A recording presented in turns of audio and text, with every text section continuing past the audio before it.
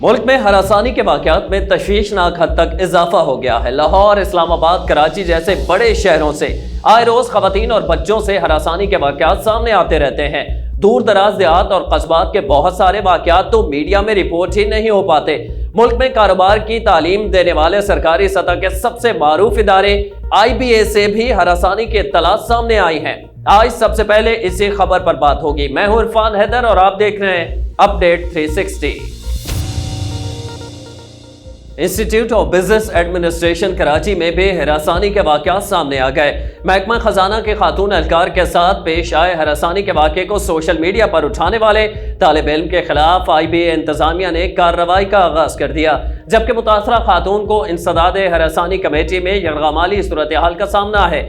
ساتھ ہی طالب علم کے خلاف کارروائی پر طلبہ سراپا احتجاج بن گئے اور IBA کی حدود میں پلے کارڈز اٹھا کر احتجاجی ریلی نکالی اور IBA انتظامیہ کے خلاف نعرے لگائے۔ سماجی کارکن جبران ناصر نے اپنے ٹویٹر ہینڈل پر طلبہ کے احتجاج کی ویڈیو شیئر کرتے ہوئے واقعے کی تفصیلات پر روشنی ڈالی۔ انہوں نے لکھا کہ IBA کی محکمہ خزانہ کی خاتون اہلکار کے ساتھ مبینہ طور پر ہراسانی کا واقعہ پیش آیا تھا۔ واقعے کے عینی شاہد طالب علم جبرائیل نے واقعے کی تفصیلات فیس بک پر شیئر کی تو انتظامیہ نے الٹا اسے ہی ضابطہ اخلاق کی خلاف ورزی کا مرتکب قرار دے کر تعدیبی کارروائی شروع کر دی ہے اور طالب علم پر فیس بک سے پوسٹ ہٹانے کے لیے دباؤ ڈالا جا رہا ہے۔ جبران ناصر نے مزید لکھا کہ متاثرہ خاتون کو بھی انسداد ہراسانی کمیٹی میں یرغمالی صورتحال کا سامنا کرنا پڑ رہا ہے۔ انہوں نے مزید لکھا ہے کہ IBA میں طلبہ کا احتجاج جاری ہے، مگر ادارے کے دباؤ کے باعث کوئی طالب علم معاملے کو سوشل میڈیا پر اٹھانے کی ہمت نہیں کر رہا۔ انہوں نے لکھا ہے کہ ظالمانہ مذاق یہ ہے کہ یہی یونیورسٹی طلبہ کو متحرک شہری بنانے کے لیے مجھ جیسے افراد لیکچرز دینے کے لیے مدعو کرتی ہے۔ لاہور کی احتساب عدالت میں جنگ اور جیو میڈیا گروپ کے مالک میر شکیل الرحمان کے خلاف پلاٹ الاٹمنٹ ریفرنس میں پیش رفت ہوئی ہے۔ نیب کے 2 گواہان director town planning Azhar Ali اور deputy director town planning Muhammad Umar نے بیانات ریکارڈ کرا دیے۔ احتساب عدالت نے گواہوں پر جرح کے لیے 12 اکتوبر کی تاریخ مقرر کر دی۔ تفصیلات بتا رہے ہیں لاہور سے دانیال راٹھور۔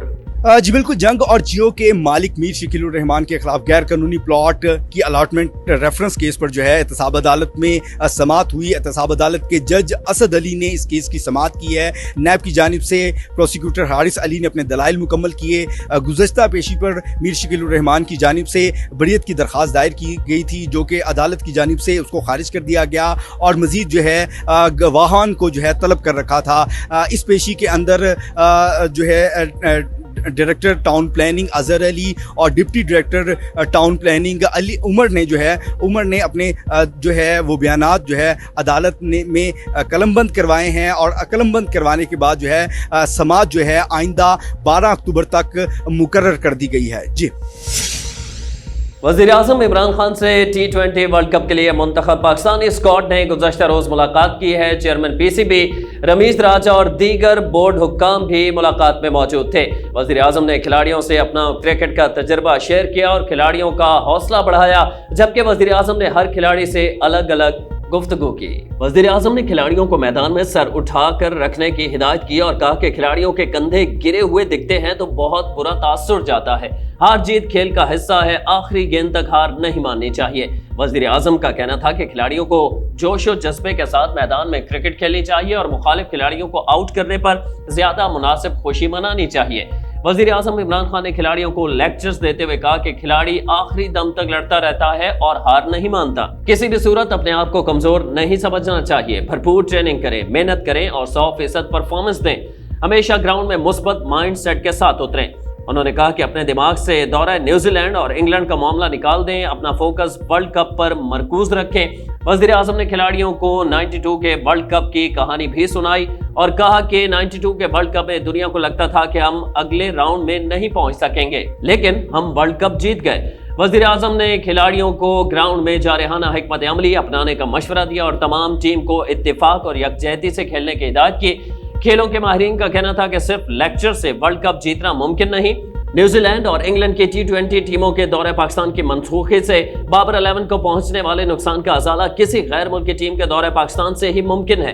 PCB کو کھلاڑیوں کو لیکچرز دلوانے کے بجائے کسی غیر ملکی ٹیم کے دورے کا بندوبست کرنا چاہیے۔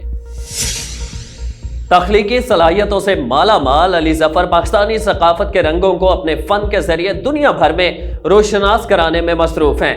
سندھی اور بلوچی کے بعد علی ظفر نے یوم پختون ثقافت پر مشہور زمانہ پشتو گیت لاڑا شاہ پیخور کو نئے انداز میں جاری کر دیا۔ ریپ کے تڑکے نے روایتی گانے میں 4 چاند لگا دیے۔ گانے کو یوٹیوب پر زبردست پذیرائی مل رہی ہے اور صرف 17 گھنٹے میں 6 لاکھ سے زائد مرتبہ اس گانے کو دیکھا جا چکا ہے۔ مشہور زمانہ پشتو گیت میں علی ظفر کے ساتھ معروف پشتو گلوکار آکل پارنا نے بھی آواز کا جادو جگایا ہے۔ گلوکار علی ظفر نے اپنی روایت برقرار رکھتے ہوئے اس گانے میں مقامی ٹیلنٹ کی بھرپور پذیرائی کی ہے۔ Pashto rape band fortitude Pakhtun کور نے بھی اس گانے میں اپنے فن کا مظاہرہ کیا ہے، جس نے گانے کی خوبصورتی کو مزید نکھار دیا ہے۔ واضح ہے کہ گلوکار علی ظفر اس سے قبل معروف بلوچی گیت لیلا اور سندھی لوک گیت الے منجا مانورا بھی نئے انداز میں پیش کر چکے ہیں۔ Chairman F B R doctor Ashfaq Ahmed نے کہا کہ میڈیا انکم ٹیکس صدارتی آرڈیننس پر غلط رپورٹنگ کر رہا ہے۔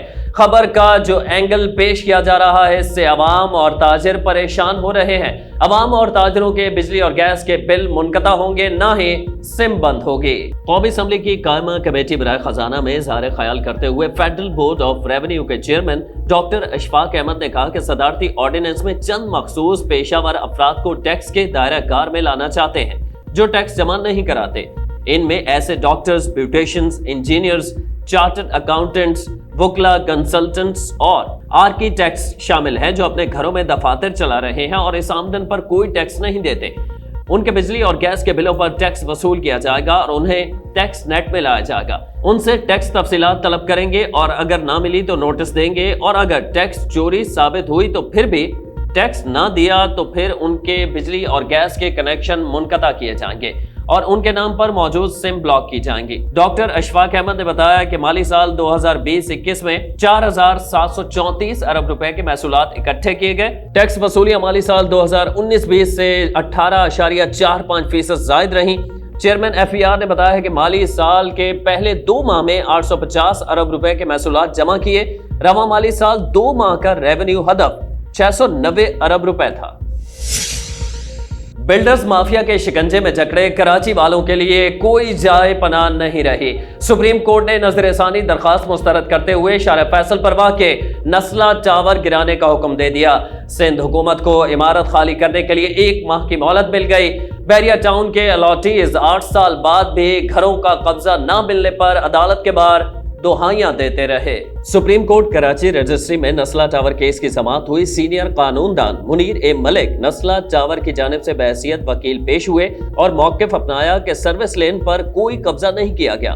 کمشنر کراچی کبھی وہاں گئے ہی نہیں اور مختار کار اور ڈپٹی کمشنر کی رپورٹ پر انحصار کر رہے ہیں۔ چیف جسٹس گلزار احمد کا کہنا تھا کہ جو دیوار وہاں بنی ہوئی ہے وہ کمشنر صاحب نے گرائی نہیں ہے۔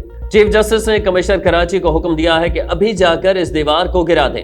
ایڈوکیٹ منیر اے ملک کا کہنا تھا کہ ہم نے وفاقی حکومت سے زمین خریدی ہے، قبضہ نہیں کیا۔ کے ایم سی اور سندھی مسلم سوسائٹی کو نوٹس جاری کر کے اصل لے آؤٹ پلان طلب کیا جائے۔ شارع فیصل پر ایسی متعدد عمارتیں بنی ہوئی ہیں، ایسے ہی 30 پلاٹس اور بھی الاٹ کیے گئے ہیں۔ ایڈوکیٹ منیر اے ملک کا کہنا تھا کہ عدالتی حکم سے الاٹیز گھر سے بے گھر ہو جائیں گے۔ چیف جسٹس گلزار احمد کا کہنا تھا کہ بغیر جائزہ لیے پراپرٹی خریدیں گے تو پیسے ہم دلوائیں گے کیا؟ سپریم کورٹ کراچی رجسٹری نے مالکان اور الاٹیز کی نظر ثانی کی درخواست مسترد کرتے ہوئے کمشنر کراچی کو اپنے 16 جون کے حکم پر عمل درآمد کرنے کا حکم دیتے ہوئے کیس آئندہ سماعت تک ملتوی کر دیا۔ دوسری جانب سپریم کورٹ کراچی رجسٹری کے باہر بیریا ٹاؤن کے الاٹیز نے بیریا ٹاؤن کے ملک ریاض کے خلاف احتجاجی مظاہرہ کیا۔ مظاہرین کا کہنا تھا کہ وہ پچھلے 8 سالوں سے بے گھر ہیں، ان کے ساتھ انصاف کیا جائے۔ مظاہرین نے بیریا ٹاؤن انتظامیہ سے گھر الاٹ کرنے کا مطالبہ کیا۔ اداکاری سے زیادہ اپنے اسکینڈل سے شہرت حاصل کرنے والی اداکارہ میرا کی نئی فلم ججمنٹل جلد ریلیز ہونے جا رہی ہے۔ اداکارہ نے سوشل میڈیا پر فلم پوسٹر سمیت اپنی یادگار تصاویر شیئر کر دی۔ اداکارہ میرا کی نئی فلم ججمنٹل کے ہدایتکار اویس سلیمان ہے۔ فلم میں سینئر اداکار جاوید شیخ اور اداکارہ جویریہ سعود بھی اداکاری کے جوہر دکھاتے نظر آئیں گے۔ اداکارہ میرا کو اپنے ماضی کی یاد بھی آ گئی۔ فلم کے پوسٹر کے ساتھ انہوں نے اپنی ماضی کی تصاویر بھی شیئر کر دی۔ میرا نے اداکارہ ریشم کا فوٹو کولاج شیئر کرتے ہوئے لکھا ہے کہ آپ کی یاد بہت ستا رہی ہے۔ صرف یہی نہیں، میرا نے بھارتی اداکارہ نیہا دھوپیا کے ساتھ بھی اپنی تصویر شیئر کی، جبکہ اپنی فلم رخصتی کا پوسٹر بھی مداحوں سے شیئر کر دیا۔ بھارتی وزیر اعظم نریندر مودی کو جنرل اسمبلی سے خطاب کے لیے امریکی یاترا کے موقع پر پے در پے سبکی کا سامنا کرنا پڑ گیا۔ نیو یارک کی عدالت نے سکھوں کے قتل عام کے کیس میں مودی کے وارنٹ جاری کر دیے۔ برطانوی عدالت نے خالصتان تحریک سے وابستہ سکھ رہنماؤں کو بھارت کے حوالے کرنے سے انکار کر دیا۔ دوسری جانب مودی بھارت سے کیا نکلے، پیچھے گجرات میں ان کے دوست کی زیر ملکیت بندرگاہ پر $3 ارب کی 3000 کلو ہیروئن پکڑی گئی۔ اپوزیشن نے مودی پر منشیات کے اسمگلنگ کا الزام لگا دیا۔ بھارتی وزیر اعظم نریندر مودی کو دورہ امریکہ کے موقع پر پے در پے سبکی کا سامنا کرنا پڑ گیا۔ نیو یارک کے صدرن ڈسٹرکٹ کورٹ کے جج جان کرونن نے نریندر مودی کو سمن جاری کر دیے۔ سکھوں کی تنظیم سکھ فار جسٹس نے 17 ستمبر 2021 کو نیو یارک کی عدالت میں کیس فائل کیا تھا، جس میں نریندر مودی کو فریق بنایا گیا ہے۔ عدالت نے مجسٹریٹ جج کیتھرین پارکر کو کیس کا انچارج جج نامزد کر دیا اور دونوں فریقین جج کے سامنے پیش ہو سکتے ہیں۔ دوسری جانب برطانوی عدالت نے RSS کے کارکنوں پر حملے کے 12 سال بعد پرانے مقدمے میں 3 سکھ رہنماؤں کو بھارت منتقل کرنے کی مودی سرکار کے استدعا مسترد کر دی۔ عدالت کے باہر خالصتان زندہ باد کے نعرے لگ گئے۔ دوسری جانب بھارتی ریاست گجرات کی مندرا بندرگاہ میں نریندر مودی کے دوست اور فائنانسر کے زیر انتظام پورٹ سے $3 ارب کی 3000 کلو گرام ہیروئن پکڑی گئی ہے۔ مندرا بندرگاہ بھارتی وزیر اعظم کے دوست گوتم اڈانی کے زیر انتظام ہے اور مودی کے بندرگاہ میں 25% شیئرز نے مزید شکوک و شبہات پیدا کر دیے ہیں۔ اپوزیشن جماعت کانگریس نے مودی پر منشیات کے اسمگلنگ میں ملوث ہونے کا الزام عائد کر دیا۔ نریندر مودی نے دنیا کی سب سے بڑی جمہوری ریاست کو انتہا پسند ہندو ریاست میں تبدیل کر دیا، جہاں اقلیتیں شدید خوف و ہراس میں زندگی گزار رہی ہیں۔